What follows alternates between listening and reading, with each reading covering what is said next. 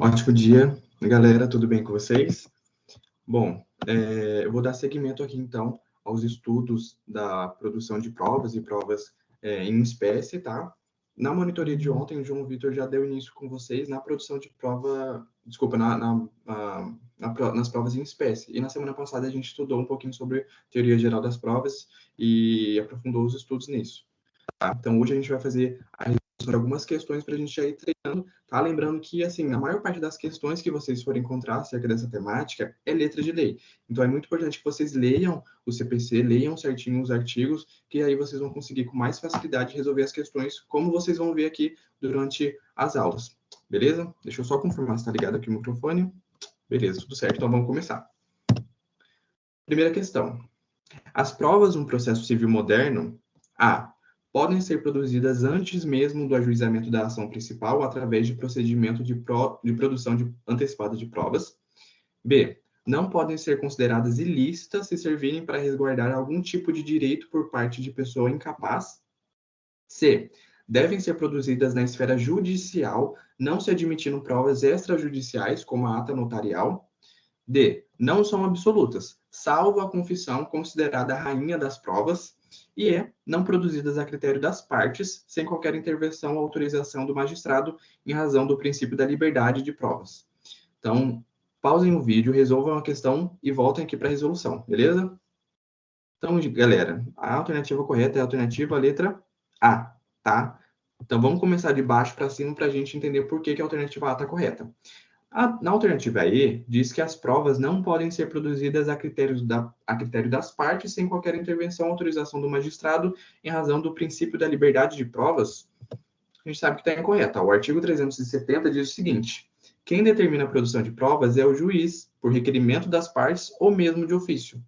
Ou seja, o juiz ele pode de ofício determinar a produção de provas ou as partes podem requerer a produção de provas, certo? E aqui, então, vai em detrimento à alternativa que diz que não pode ser produzida a critério das partes. Beleza? Então, por isso que essa alternativa está incorreta. A letra D diz o seguinte: as provas elas não são absolutas, salvo a confissão considerada a rainha das provas. Aqui está incorreta porque a gente sabe que nenhuma prova ela é absoluta, tá? O artigo 389 diz o seguinte, ó, a confissão também não é absoluta, por exemplo, aqui é um exemplo por fora, né? Não é o que está no artigo.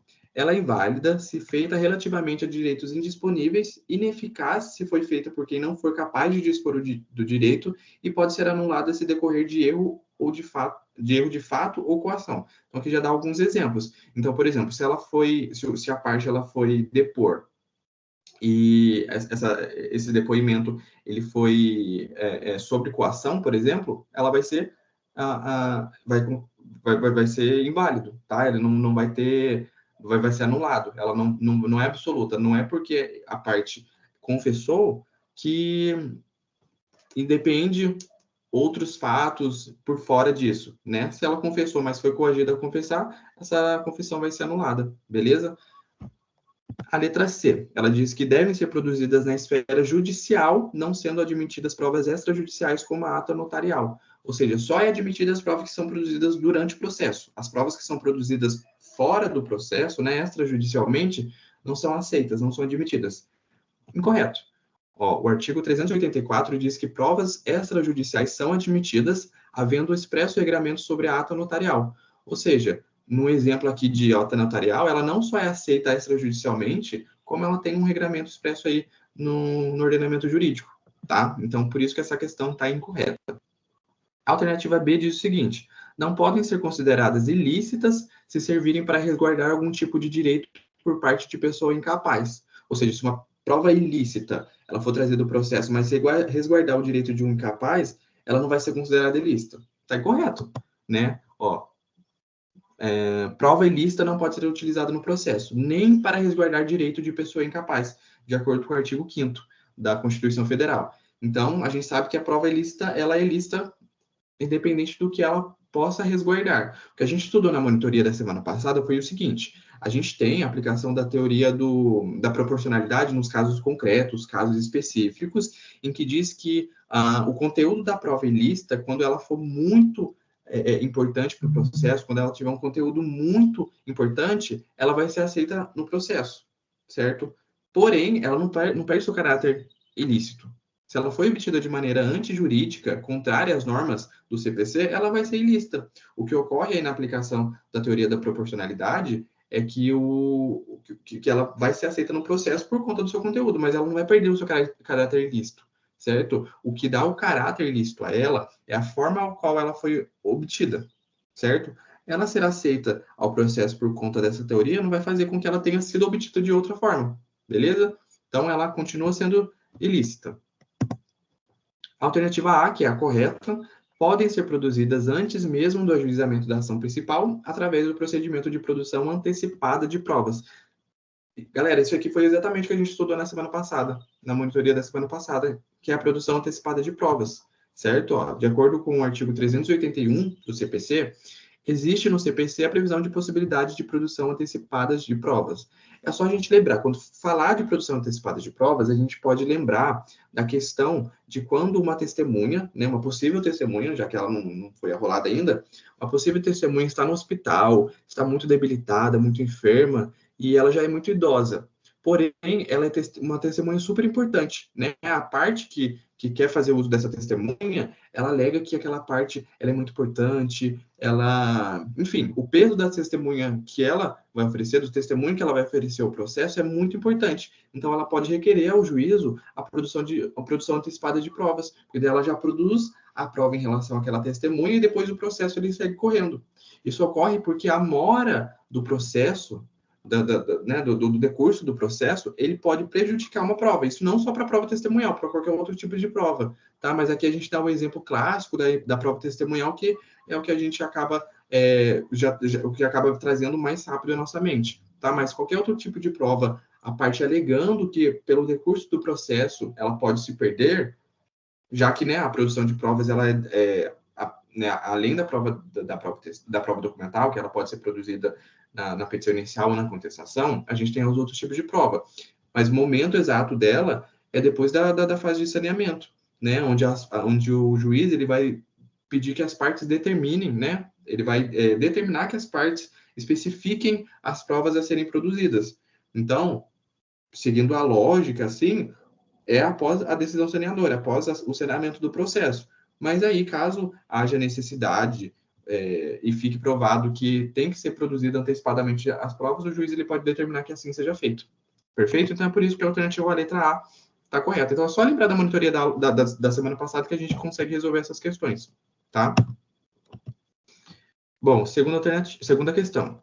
Os efeitos da concessão da gratuidade da justiça estendem-se por diversos atos processuais, mas não alcançam a perícia, quando a responsabilidade pelo seu pagamento recair sobre o titular do benefício.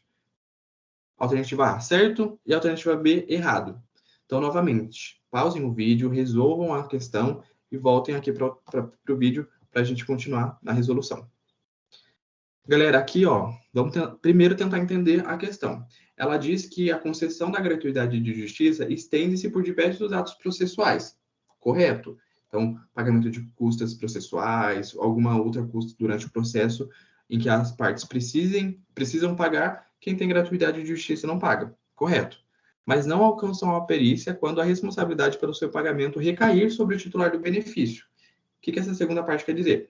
Primeiro, a gente tem que entender o seguinte: quem faz o pagamento das custas não, dos honorários periciais? Quem faz o pagamento é a parte que requerer. Então, se a gente tem um autor e o réu requerer a prova testemunhal, a prova pericial, perdão, quem tem que pagar é ele. Ele requereu, ele paga, certo? Porém, se o réu ele for beneficiário da gratuidade de justiça, ele tem o dever de pagar os honorários periciais? Errado, gente. Ele não tem a obrigação de pagar os honorários periciais, tá? De acordo com o artigo 98, ó. Artigo 98, inciso 6º. Os honorários do advogado e do perito e a remuneração do intérprete ou do tradutor nomeado para apresentação de versão em português de documento regido em língua estrangeira. Perdão, né, o parágrafo 1º diz que a gratuidade de justiça compreende, aí vem o inciso 6º, compreende os honorários do advogado e do perito, ou seja, honorário pericial, tá? Então, aqui a gratuidade de justiça compreende, ela abarca, ela alcança os honorários periciais, tá? Então, é por isso que a alternativa A está incorreta, tá? A alternativa B, que diz que está errado, essa afirmativa, que diz que não alcança a perícia, está incorreta. Está correta, quer dizer. Ela... Perdão, gente, me perdi aqui. Por isso que essa afirmativa, ela diz que a gratuidade e a justiça não alcançam a perícia. E aí está incorreto. Então, é a alternativa letra B. Perfeito? Bom, próxima questão. Uma das provas em espécie prevista no Código de Processo Civil é a inspeção judicial. Acerca do tema, assinale a alternativa correta. A. Quando realizada, a inspeção judicial só poderá ser executada após o saneamento do processo. B. Não deve ser realizada de ofício, mas apenas mediante requerimento da parte. C. Às partes é vedado assistir à inspeção judicial. D. Ao realizar a inspeção, o juiz poderá ser assistido por um ou mais peritos. E alternativa E, concluída a diligência, o juiz mandará lavrar auto circunstanciado que deverá ser instruído com fotografia, áudio ou vídeo. Então, novamente, pausem o vídeo e depois voltem aqui para a resolução, tá? Galera, então aqui a alternativa correta é a alternativa letra D. Aqui, gente, por letra de lei mesmo. Aqui é lendo a letra de lei que a gente vai conseguir resolver essa questão, tá? Vamos entender primeiro porque não são as outras alternativas. A letra A diz que a inspeção judicial, quando realizada, só poderá ser executada após o saneamento do processo. O que a gente comentou, que geralmente as provas, que não as provas documentais, são produzidas após a fase de saneamento. Isso é o que acontece. Assim, é como se fosse a regra. Mas aí, a gente tem algumas exceções à regra. Se tiver se for necessário a produção de provas antes do saneamento do processo, ela pode ser realizada, ela não tem uma vedação. O que ocorre de forma mais frequente é a produção de outras provas depois do saneamento do processo, mas isso não é obrigatório, não é absoluto. Se houver a necessidade de produção de provas antes disso, como a gente viu na produção antecipada de provas, e não só nesse caso, a gente pode produzir provas antes do saneamento do processo, que é o que ocorre também com a inspeção judicial, tá? Ó, o artigo 481 diz o seguinte: o juiz de ofício ou a requerimento da parte pode, em qualquer fase do processo, inspecionar pessoas ou coisas a fim de esclarecer sobre fato de interesse a decisão da causa. Ou seja, pode, em qualquer fase do processo. A gente não precisa estar finalizando o saneamento, entrando na fase instrutória para ser produzida a prova, para ser produzida a inspeção judicial. Ela pode ser produzida em qualquer outra fase do processo. Beleza? Aqui a gente já mata até uma outra alternativa. Ó. Ele diz o seguinte: o juiz de ofício ou a requerimento da parte. Então, o juiz sem provocação das partes ou com provocação das partes pode inspecionar pessoas ou coisas. Se a gente voltar aqui na alternativa letra B mesmo, ó. Não deve ser realizada de ofício, mas apenas mediante requerimento da parte. Aqui já mata, ó, porque diz que o juiz não pode de ofício inspecionar, mas o próprio artigo 481 já diz que de ofício ou a requerimento da parte, tá? Então, aqui, ó, alternativa letra C. As partes, é vedado a inspeção judicial? Assistir à inspeção judicial? Errôneo, gente, ó. O artigo 483 diz o seguinte, ó. O artigo 483, parágrafo único. As partes têm sempre direito a assistir à inspeção judicial, prestando esclarecimentos e fazendo observações que considerem de interesse para a causa. Ou seja, elas não só podem assistir, como elas podem fazer aí perguntas, requerer esclarecimentos, enfim. Ela não só pode assistir, quando ela pode intervir aí na inspeção judicial, beleza? E aqui a alternativa letra E. Vamos pular para E e a gente já volta na D, que é a correta. Letra E. Concluída a diligência, o juiz mandará lavrar auto circunstanciado, que deverá ser instruído com fotografia, áudio ou vídeo. Aqui só está errôneo por conta do fotografia, áudio e vídeo. Ó, o artigo 484 diz o seguinte, ó. Concluída a diligência, o juiz mandará lavrar auto circunstanciado, mencionando nele tudo quanto for útil ao processo, quanto for útil ao julgamento da causa. Parágrafo único. O auto poderá ser instruído com desenho, gráfico ou fotografia, e não vídeo, áudio, não fotografia, áudio e vídeo. Perfeito? E aqui, então, a gente volta à alternativa letra D, que é a correta. Ao realizar a inspeção, o juiz poderá ser assistido por um ou mais peritos. que é exatamente o que diz aqui o artigo 482. Ao realizar a inspeção, o juiz poderá ser assistido por um ou mais peritos. Tá? Então, aqui é outra questão, assim, que é letra de lei, tá, gente? Então, vamos aqui para a próxima questão. De acordo com o Código de Processo Civil, a confissão judicial de cônjuge nas ações que versarem sobre bens imóveis só valerá se tiver havido também a do outro, independente do regime de bens. Alternativa B, não pode ser provocada. C, é irrevogável, mas será ineficaz se feita por quem não era capaz de dispor do direito a que se referem os fatos confessados. D, faz prova contra os confitentes e prejudica os litisconsortes. E, é em regra divisível, podendo a parte que quiser invocar como prova aceitá-la no tópico que a beneficiar e rejeitá-la no que lhe for desfavorável. Tá? Então, novamente, pausem o vídeo aí e voltem para a resolução da questão. Galera, aqui também é letra de lei, mas se a gente pensar um pouquinho, a gente consegue resolver, tá? Sem que a gente precise, impensavelmente, recorrer à legislação, tá? Então, a gente pensa aqui, Alternativa A. A confissão do cônjuge nas ações que versarem sobre bens imóveis só valerá se tiver havido também a do outro, ou seja, só se tiver havido a confissão do outro cônjuge, independente do regime de bens. Então, a gente sabe que naquelas ações que versarem sobre bens imóveis e que, a parte ela for casada, ela precisa da anuência do outro cônjuge, a não ser no regime de separação total dos bens, certo? Que é o que diz aqui, o artigo 391, tá? Nas ações que versarem sobre bens imóveis ou direitos reais sobre imóveis alheios, a confissão de um cônjuge ou do companheiro não valerá sem a do outro, salvo se o regime do casamento for de separação absoluta, separação total dos bens, certo? Então, aqui, ela diz o seguinte, que só vai ser válido a confissão de um cônjuge quando o outro cônjuge confessar, ou valerá a confissão apenas de um cônjuge se o regime de bens for a separação absoluta. Então, se o cônjuge ele tiver casado pelo regime de separação absoluta de bens, ele pode confessar e só a sua confissão apenas já é válida para ser aceita, certo? Se for em qualquer outro tipo de regime de bens, a gente vai precisar também da confissão do outro cônjuge. Então ambos os cônjuges precisarão confessar para que seja válido a confissão. Beleza? E aí, por isso que a gente mata aqui essa questão, porque ela fala aqui, se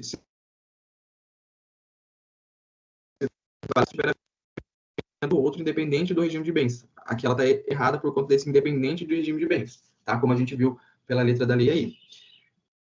Letra B, não pode ser provocada. A confissão judicial não pode ser provocada? Está incorreta essa questão, gente, De acordo com o artigo 390, a confissão judicial pode ser espontânea ou provocada, tá? Então, a parte, ela pode, por vontade dela mesmo, realizar a confissão judicial, ou ela pode ser provocada pela outra parte, tá?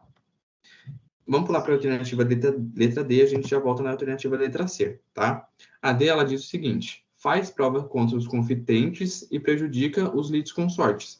Errado, porque ela está dizendo o quê? Se a gente tiver numa ação onde há litisconsortes, então imaginemos que há 3 litisconsortes. Se um deles confessar, essa confissão ela vai ser desfavorável a quem confessou, ao confitente, mas não vai alcançar os outros litisconsortes, que é exatamente o contrário que diz a nossa alternativa. Ela diz que prejudica o litisconsortes. Mas não, o artigo 391 diz o seguinte, a confissão judicial faz prova contra o confitente, não prejudicando, todavia, os litisconsortes. Ou seja, só vai fazer prova desfavorável a quem confessou. Os outros litisconsortes não são afetados pela essa confissão judicial. Beleza? Então, por isso que essa alternativa está incorreta. E a letra E é, em regra, divisível, podendo a parte que quiser invocar como prova aceitá-la no tópico que a beneficiar e rejeitá-la no que lhes for desfavorável? Errôneo, gente, errôneo.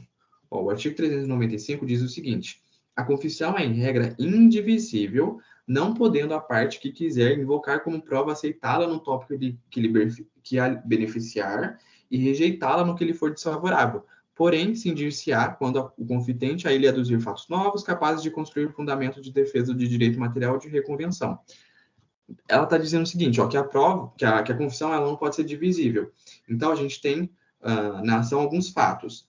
A parte que for confessar, ela não pode pegar os fatos que for benéfico a ela e confessar, até mesmo porque ela só está realegando que ela já deveria ter alegado em algum outro momento processual. Então, ela vai pegar esses pedacinhos de fatos e só acatar o que for benéfico a ela e o que não for benéfico, ela vai rejeitar. Não, ela não pode. Ou ela confessa o fato, ou ela não confessa. A gente não pode dividir, né? Ou ela confessa ou ela não confessa, tá? Aqui ele só traz mesmo, então, a exceção de se tiver fatos novos, enfim, mas em relação ao que já foi trazido ao processo, ele não vai poder fazer isso, tá? Dividir. É porque a gente sabe que no processo penal, o réu ele pode dividir e aí ele pode confessar alguns fatos e rejeitar outros fatos, mas aqui no processo civil, não. É indivisível. Ou ele confessa ou ele não confessa. Beleza? Então é por isso que essa alternativa está incorreta. Ele diz que é divisível e ele pode, então, acatar só o que é benéfico a ele e rejeitar o que for que não for benéfico. Beleza? Então, a alternativa correta, que é a letra E, ó, diz que a confissão é irrevogável, mas será ineficaz se feita por quem não era capaz de dispor do direito a que se referem os fatos confessados, que é exatamente o texto do artigo 392, tá? No parágrafo 1º, ele diz o seguinte: a confissão será ineficaz se feita por quem não for capaz de dispor do direito a quem se referem os fatos confessados. Tá? Então, a primeira parte dele diz que é revogável, a gente sabe que é revogável. Porém, ele não vai ser eficaz, ele é irrevogável. Mas aí, se alguém confessar o fato, mas ele não for o titular, não for capaz de dispor daquele direito que ele está se confessando, ele vai ser ineficaz. Então, tá, não é que ele é irrevogável, ele é ineficaz, certo? Por quê? Uma parte, ela não pode confessar algo que não é do seu direito, ela não pode chegar e confessar que eu não posso chegar no processo e confessar que Mariazinha fez tal coisa, certo? Eu não posso confessar algo sobre terceiro, eu não sou titular daquele direito, eu não sou capaz para confessar aquele direito, não sou eu não sou eu quem realizou aquilo, né? E, supostamente, de acordo com a minha confissão, eu só posso confessar aquilo que é de meu direito. Eu posso confessar e dizer, olha, eu fiz tal coisa. Agora, eu não posso confessar que fulano fez algo. Isso caberia a uma prova testemunhal, por exemplo. Uma prova testemunhal, mas não uma confissão. Beleza? Então, é por isso que esse artigo está incorreto. Ele diz que será ineficaz se feita por quem não era capaz de dispor do direito a quem se referem os fatos confessados. Perfeito? Vamos lá. Então, ó, a respeito da prova documental, assinale a afirmativa correta. A. Incube a testemunha a instruir a petição inicial ou a contestação com os documentos destinados a provar as suas alegações. B. Não é lícito às partes, em qualquer tempo, juntar aos autos documentos novos, quando destinados a fazer prova de fatos ocorridos depois dos articulados ou para contrapô-los ao que forem produzidos nos autos entre ascendentes e descendentes durante o poder familiar. C. O réu manifestar-se-á na contestação sobre os documentos anexos à inicial e o autor manifestar-se-á na réplica sobre os documentos anexados à contestação. E D. Parte intimada a falar sobre o documento constante nos autos não poderá impugnar a admissibilidade da prova documental. Então, pausem o vídeo e voltem para a resolução da questão. Gente, aqui, então, assim, é bem lógico. Assim, a gente não precisa nem ir por eliminação, porque a gente, olhando e entendendo, a gente já consegue saber qual questão está correta. Mas a gente também consegue por eliminação, tá? Então, vamos lá. Se a gente analisar a alternativa A, incumbe a testemunha instruir a petição inicial ou a contestação com os documentos destinados a provar suas alegações. Então, por exemplo, se eu arrolar João como testemunho no processo, ele vai ter que juntar na petição ou na contestação documentos destinados a provar o que ele vai testemunhar. O João tem essa obrigação de anexar nos autos do processo o que ele for alegar? Não, gente. Não. Tá? A testemunha tem a obrigação de testemunhar. Quem tem a obrigação de juntar documentos nos autos, né, seja na petição inicial, na contestação, são as partes. Então, na petição inicial, se eu, como parte, como autor, estou trazendo a petição inicial, estou trazendo fatos, alegando esses fatos, eu tenho a obrigação de juntar a essa petição inicial os documentos, certo? Eu não tem sentido eu dizer que fulaninho que vai ser arrolado posteriormente como testemunha tem a obrigação de juntar. Não faz sentido. Então, essa alternativa está incorreta, tá? Que é exatamente o que diz o artigo 434, ó. Incumbe a parte instruir a petição inicial ou a contestação com os documentos destinados a provar suas alegações. Beleza?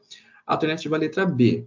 Não é lícito às partes, em qualquer tempo, juntar aos autos documentos novos, quando destinados a fazer prova de fatos ocorridos depois dos articulados, ou para contrapô-los aos que foram produzidos nos autos entre ascendentes e descendentes durante o poder familiar.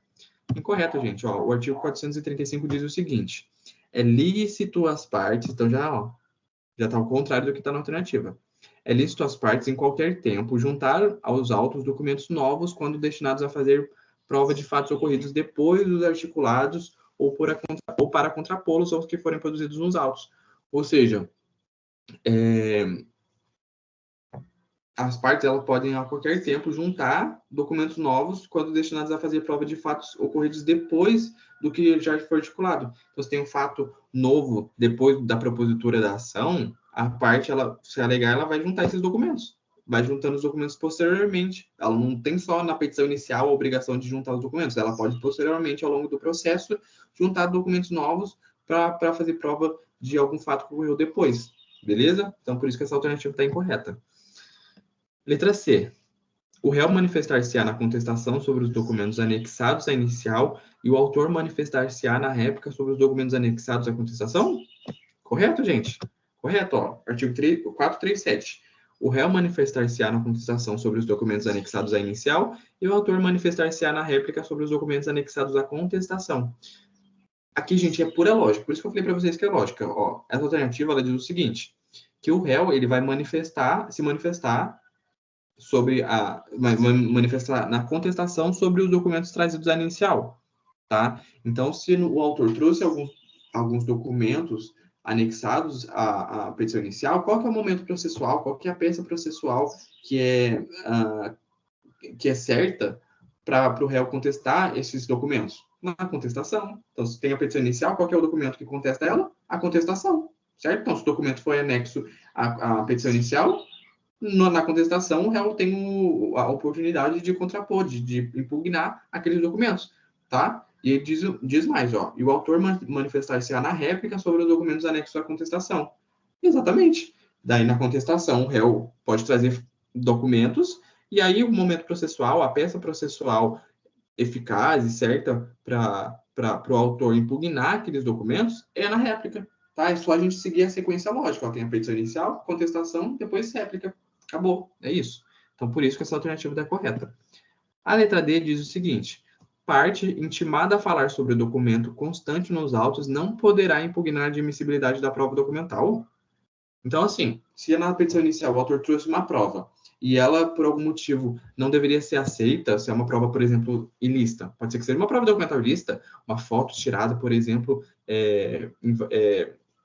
e essa foto, ela, como eu posso dizer, ela feria algum direito da outra parte. Então, poderia ferir, por exemplo, o direito à intimidade, o direito à privacidade. Eu invadi a casa do réu e tirei aquela foto.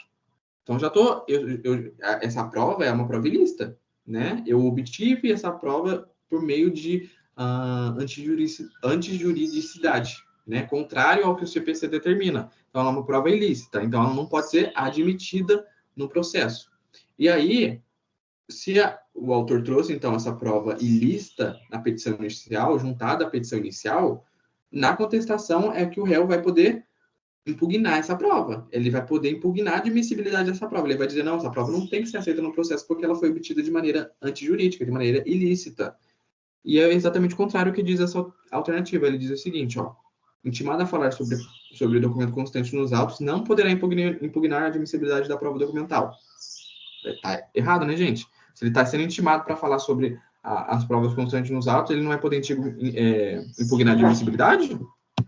Não, gente. Ó, o artigo 436 diz, ó, a parte intimada a falar sobre o documento constante dos autos poderá, inciso primeiro, impugnar a admissibilidade da prova documental. Já é a primeira alternativa aqui. Depois ele pode impugnar sua autenticidade, suscitar sua falsidade, com ou sem deflagração do incidente de arguição de falsidade e manifestar sobre o seu conteúdo.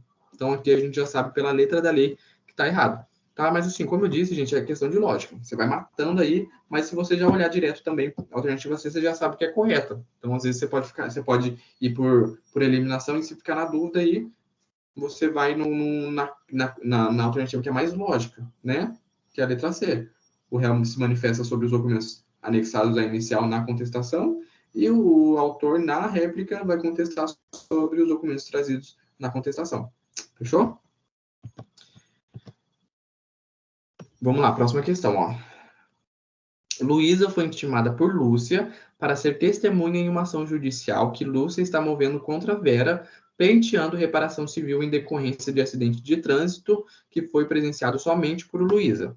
A intimação se deu por meio de carta com aviso de recebimento, sendo este devidamente juntado aos autos com 5 dias antes da audiência.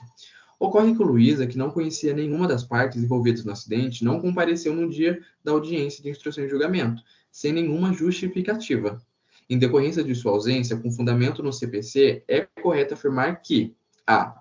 Luísa, em razão do seu não comparecimento na audiência, não precisará mais prestar depoimento. B. Que Luísa poderá ser conduzida coercitivamente, caso qualquer uma das partes ou o juiz entendam que seu depoimento é imprescindível para adequada solução do litígio. C. Como Luísa foi arrolada e intimada por Lúcia, somente esta poderá requerer a sua condição coercitiva. E a alternativa D, Luísa não poderá ser conduzida coercitivamente porque não é parte do processo. Então, gente, novamente, pausem o vídeo aí e voltem para a resolução da questão. Então, aqui, vamos tentar entender o que aconteceu. A Lúcia... Não, desculpa. A Luísa, ela... Ah, não, tá certo, isso mesmo. Desculpa. Lúcia, ela postulou uma ação de reparação civil contra a Vera por conta de um acidente, certo? Um acidente de trânsito. E aí, a única testemunha no local era a Luísa. E a Luísa, ela foi arrolada como testemunha por Lúcia. Só que chegou no dia da audiência, por conta dela não conhecer ninguém. Ah, não, lembrando que aqui ela foi devidamente citada, né? Ela foi citada uns 5 dias antes da audiência, recebeu a carta, então ela assinou certinho lá que o recebimento da carta de intimação. Porém, como ela não conhecia ninguém, ela resolveu não ir. Não deu justificativa e não foi. Qual que é a consequência para Luísa?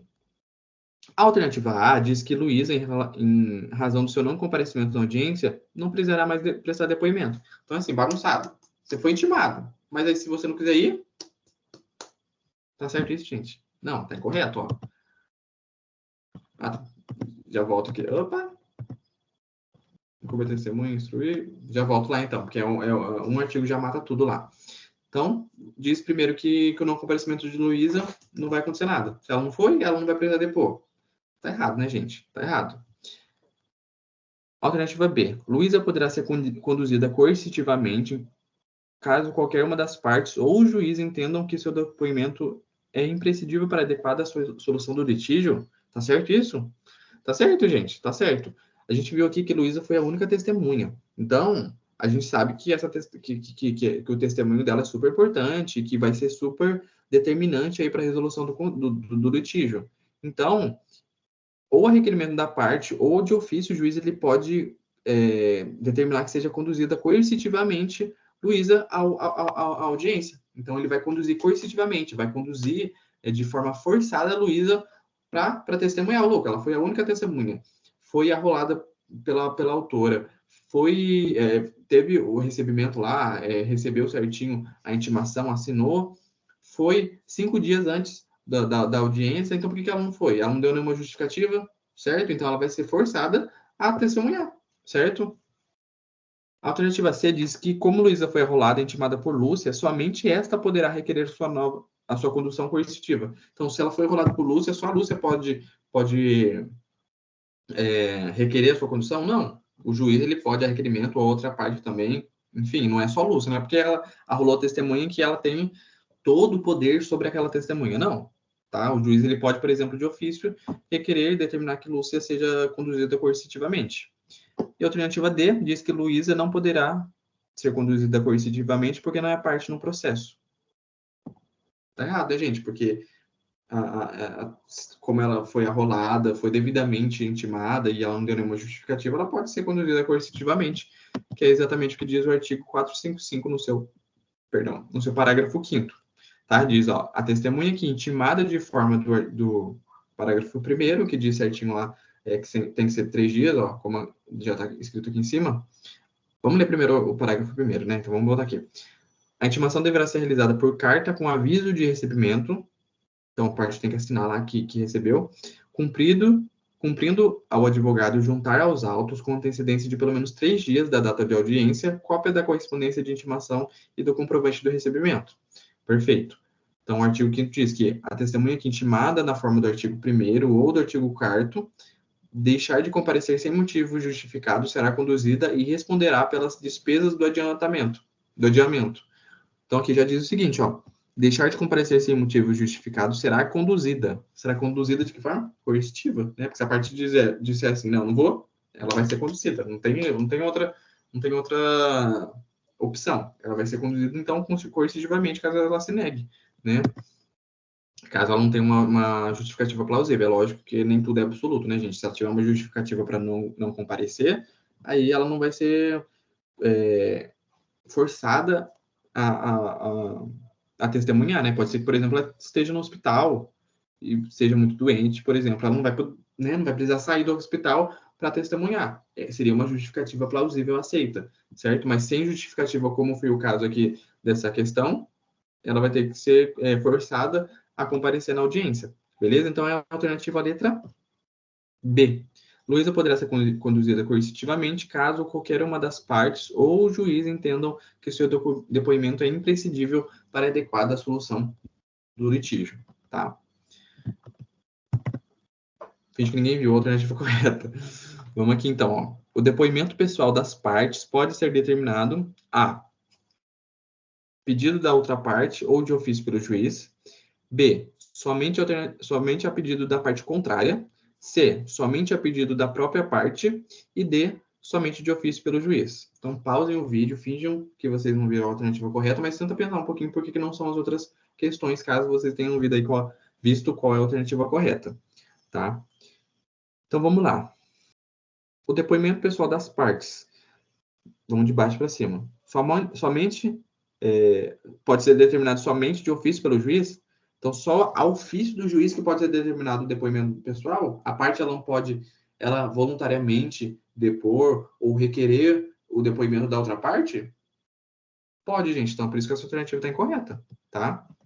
Ó, o artigo 385 diz o seguinte: cabe à parte requerer o depoimento pessoal da outra parte, a fim de que seja interrogada na audiência de instrução e julgamento, sem prejuízo do poder do juiz de ordená-lo de ofício. Ou seja, eu posso requerer o depoimento de outra parte, ou eu posso, o juiz pode de ofício determinar que ela seja ouvida, tá? Que ela deponha.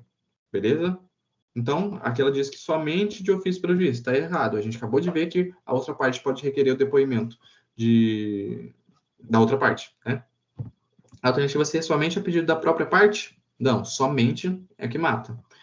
Somente a pedido da parte contrária? Novamente, somente é que mata. E a alternativa A, pedido da outra parte ou de ofício pelo juiz, que é a correta, tá? Geralmente, gente, é o que eu escuto o pessoal falando, é que quando alguma alternativa traz aquele somente, a gente tem que prestar atenção. Porque, principalmente no direito, gente, nada a gente vê que é absoluto. Sempre tem uma exceção, enfim, nada é absoluto, é só aquilo. Sempre vai ter uma exceção à regra, ou não vai ser apenas um caso, são vários casos, então aquele somente ele pode matar, que aqui é o exemplo clássico disso. Ó. A gente viu que ou a requerimento do juiz, ou determinado pelo juiz, né, de ofício, ou a requerimento da outra parte. Então, são duas opções ali para o depoimento pessoal ocorrer. E aí a gente tem aqui o somente de ofício pelo juiz, somente a pedido da própria parte, somente a pedido da parte contrária, esses somente aí bagunçando todas as questões. Porque se não fosse somente, a gente poderia dizer assim, ó, o depoimento pessoal das partes pode ser determinado, aí tem a alternativa D, ó, de ofício pelo juiz, a gente tira esse somente, de ofício pelo juiz, estaria correto? Estaria correto, porque o juiz ele poderá, de ofício, determinar o depoimento pessoal das partes. Certo? Alternativa C. O depoimento pessoal das partes pode ser determinado a pedido da própria parte. Correto. A pedido da parte contrária. Correto. Tá vendo que somente que pega e mata? É isso então, gente. Então, a gente... É claro que isso não é absoluto, tá? Pode haver questões, como a gente já viu, que isso somente está correto. Mas a gente tem que prestar bastante atenção nisso. Beleza? Galera, então foi isso. Eu agradeço a quem assistiu. Quem ficou com alguma dúvida pode mandar para mim no Instagram, tá? Eu sempre deixo aqui a minha, meu arroba aí. Quem tiver alguma dúvida quiser me mandar no Instagram, quiser me mandar no grupo da monitoria ou quiser me mandar no particular, alguém tiver, né, tiver vergonha mesmo de mandar no grupo, quiser mandar no particular, pode ficar à vontade, que eu estou à disposição para estar ajudando vocês, tá? Até mesmo porque daqui a pouco tem a prova integrada, e então é bom a gente já ir sanando as dúvidas de maneira antecipada para não deixar de última hora, beleza? Além de mim, o João Vitor também, como vocês estão acompanhando, tá aprofundando os estudos com vocês aqui na monitoria, então ele também está à disposição para qualquer dúvida, então gente, sem vergonha, pode mandar para a gente que a gente está à disposição. Beleza? Então foi isso. Ótimo final de semana para vocês e até semana que vem. Tchau, tchau.